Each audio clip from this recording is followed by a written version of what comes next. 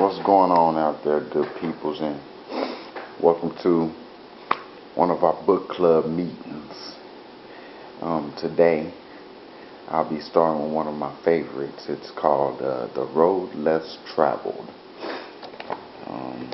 It's by a great author, Road Less Traveled by M. Scott Peck. And it's an amazing book.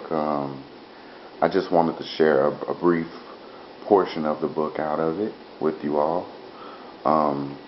It's written very uniquely. We'll be starting from the first section, which is the first section begins.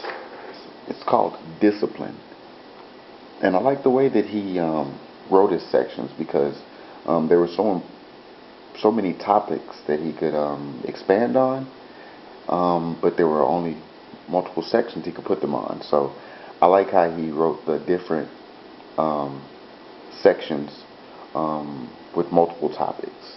But we'll be reading about problems and pain.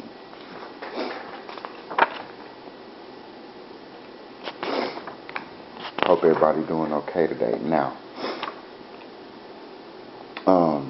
my ultimate goal with these readings is to spark conversation. So if I have any friends, family, followers out there, anyone who is interested in giving me some feedback on their personal experiences with problems and pain,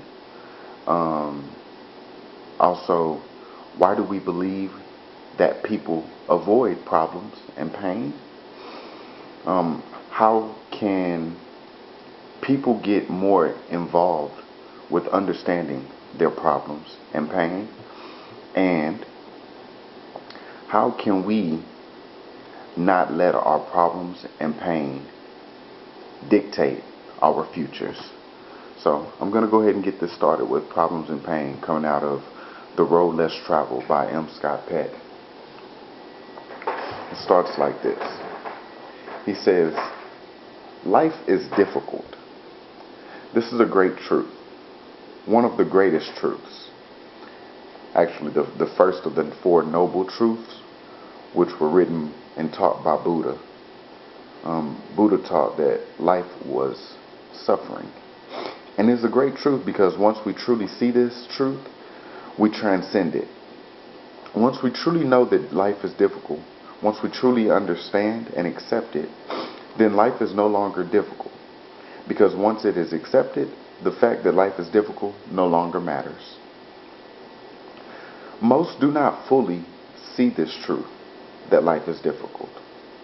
Instead, they moan more or less incessantly, noisily, subtly, about the enormity of their problems, their burdens, their difficulties, as if life were generally easy, as if life should be easy.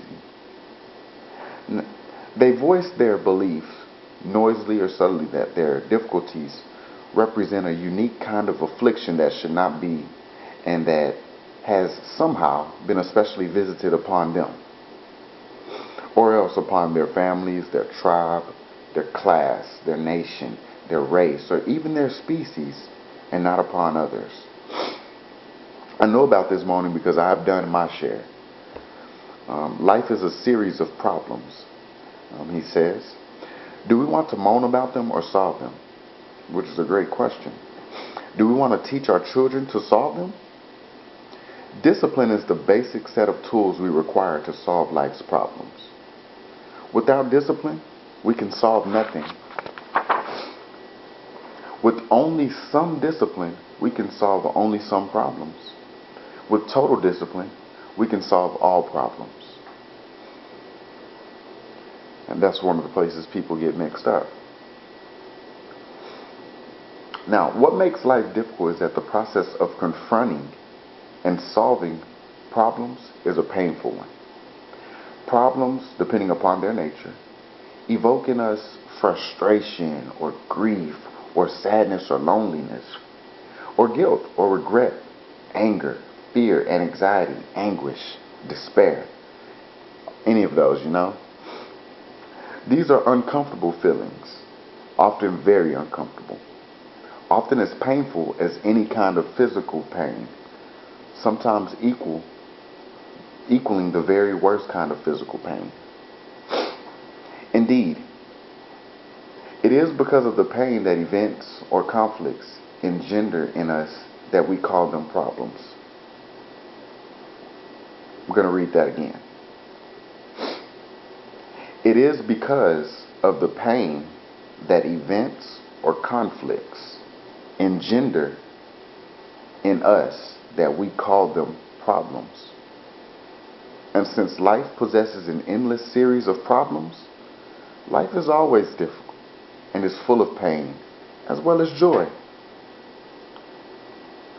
I'm going to stop right there and give us some time to resonate on what was said in this portion of Problems and Pain. I haven't completed it yet.